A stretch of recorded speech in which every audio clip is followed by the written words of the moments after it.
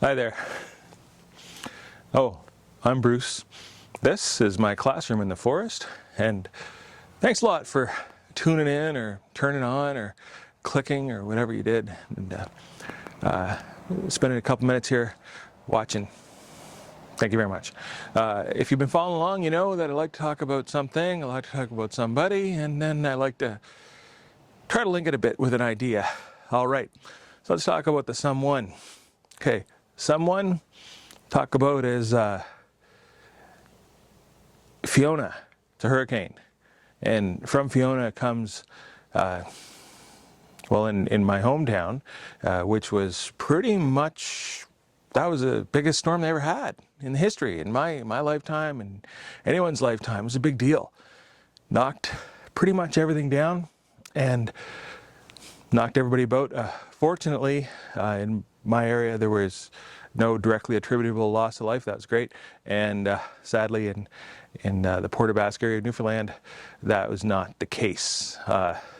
Tremendous devastation, and really, I'm thinking about that and hoping that we can work together to ameliorate such circumstance in the future.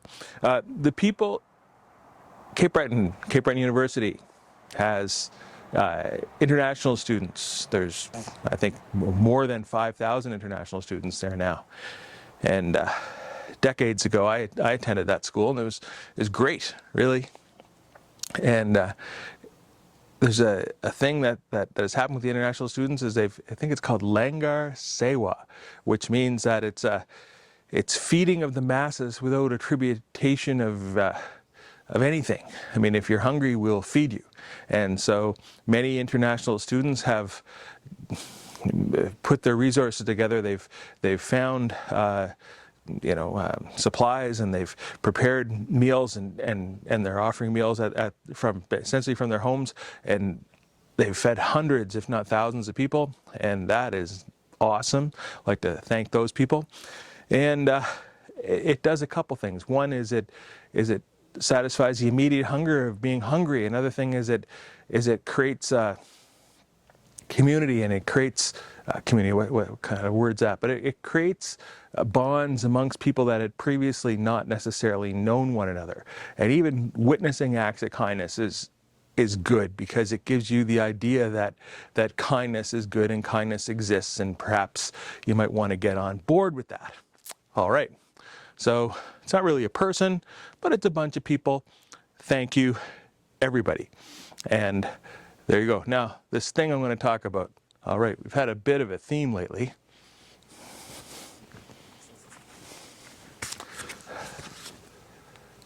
This is it. You see that? This is war and peace. All right. It's a bit of a beefy tome. A lot of pages. All right. Okay, so decades ago, long time, I was working. Working. So I was working as a bartender in a bar that really had no customers. It was a bar in a hotel in the area of Canada where I grew up, and the place had essentially, effectively, no customers. So I'd sit at the end of the bar waiting for customers after I cleaned everything 6 or 7 times, got the ice topped off in the anticipation of people that never seemed to arrive, and it was a version of enjoyable. Okay, so what I did was I decided, well, I'm not going to completely waste my time. I'm going to, in addition to being paid, but the pay was just, to say it was minor is not a fair description. It was horrible. So I was going to read. And so I thought, geez, got some time on my hands. So one day comes, and this is an aside. Remember I said there was no customers? So one day, I'm sitting at the bar, and it's a bit of a walk from the door to the bar. A couple walks in, and just the way the light's coming in through the windows, it strikes the guy's face. The bars are kind of dark, but if you can imagine a perfectly illuminated face of two faces of a couple coming towards me. The guy gets about halfway across the room, sees me sitting at the end of the bar, which is palpably empty. Like it's empty, like when you walk into a church in the middle of the night and there's no one there. Empty. It's resonant with echo. So the guy kind of yells, kind of says from halfway across the room, he goes, "Hey, what the heck are you doing over there anyway? What are you doing, reading War and Peace?" Now, as fate would have it, the answer to that question was yes. I was reading War and Peace because it was sort of a, kind of like a bucket list book, or I thought I would attempt it. And then you get drawn into it, and it's quite a lovely book. The question is, what's it about? Okay, well, it's kind of a love story. It's kind of a soap opera. It's kind of an epic tale that traverses. I think it's the war of one of the Napoleonic Wars, and Napoleon's marching towards. Essentially, he's marching towards Moscow. And there's people in there that are kind of stumbling around, and one of those guys is Pierre Bezikov. He's a character in the book, and he finds himself, he's a rich guy and didn't know much what else to do with himself. I guess his parents are wealthy, so they got him a lot of nice clothes, and he had, a beautiful girlfriend as depicted in the book, and Pierre was a kind of a bit of a stumbler, a bumbler, I think a fool. Maybe if you're more of a literary person, you might want to correct me or make some comments. But he finds himself in this romanticized battle, this idea that he's going to go to war and he's going to be in the battle, and he's going to be a hero, and he's going to join with his friends. It's going to be grand. So he was stumbling around the battlefield at I think it was the Battle of Austerlitz called, and he's walking around, and what happens? Boof! Almost immediately he gets shot in the head. Dead. He's over. Terminated, and dead. Okay, now let's fast forward in the book a bit.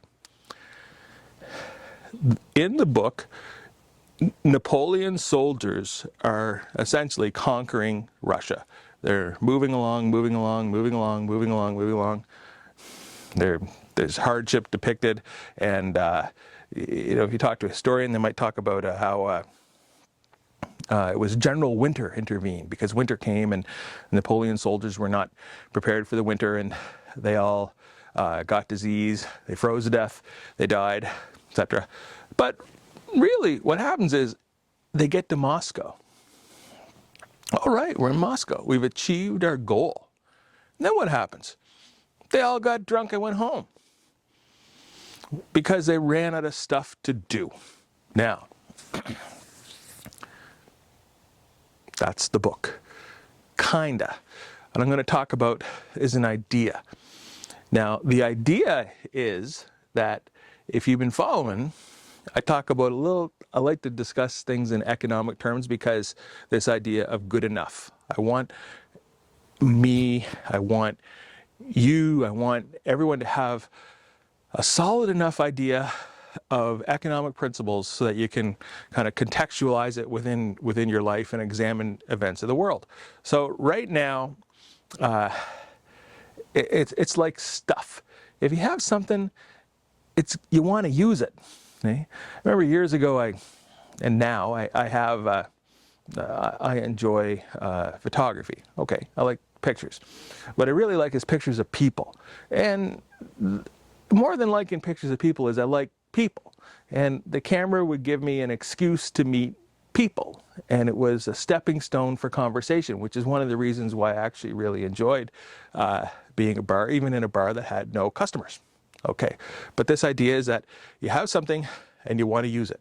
Okay, so if you are the government, meaning like not a democratic government, but an autocratic, an authoritarian, a totalitarian, a dictatorial government like exists right now in certain parts of the world. Russia.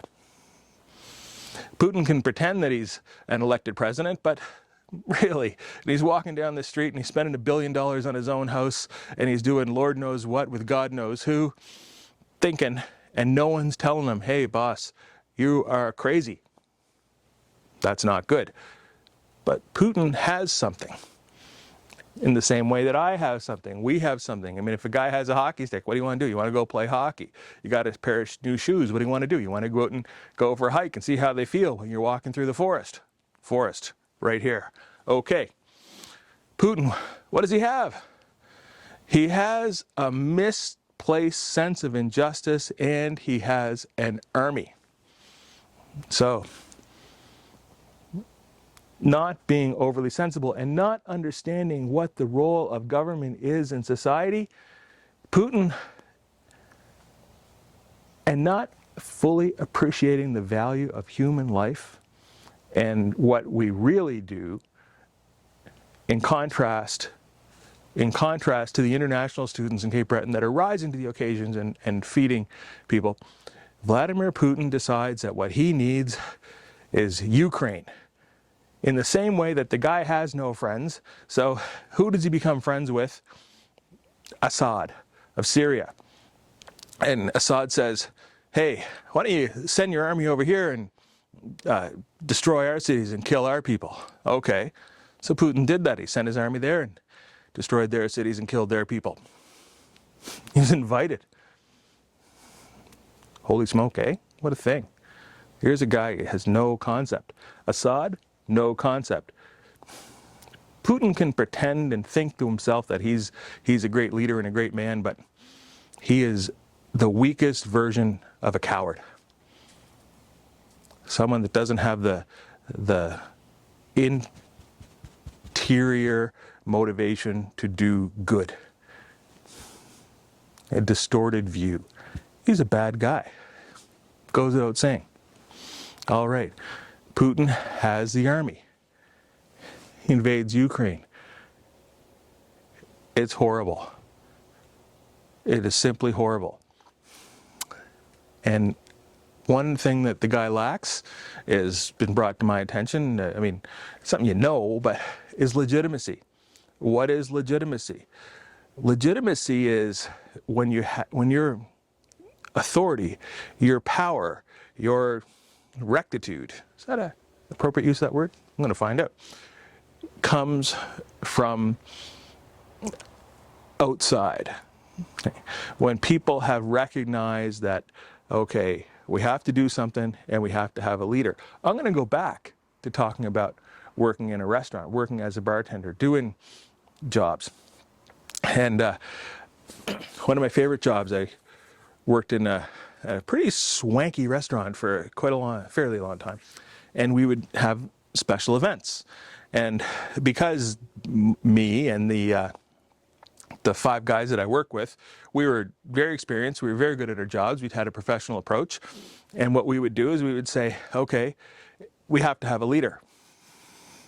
And we all know what to do, but you have to have a leader. You have to have accountability and responsibility. So we would just pick. Say, okay, Todd, you're the leader today. All right, Renee, you're the leader. Okay, you're in charge. Coordinate this. And we'd collaborate and we'd conduct the effort and we'd work to achieve the goal. The goal. The goal is doing good. It's feeding people. Now, if you recall a chucker a way back, I was talking about this idea of a production possibility curve and the production frontier and the responsibility government, and what is really the responsibility government is the role of government in society is to maximize the welfare of anyone, of everyone, in aggregate, the total.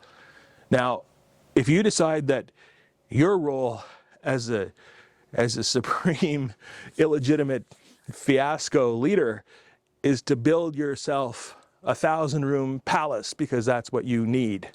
Oh, Western civilization and the democracies we realized 1,000 years ago that just doesn't work. And heck, Putin, Vladdy, it doesn't work. Full stop. So at the beginning of this thing, I was thinking, back in February, that one life, one person, the one dead person is too many. And the responsibility for that death falls with Vladimir Putin.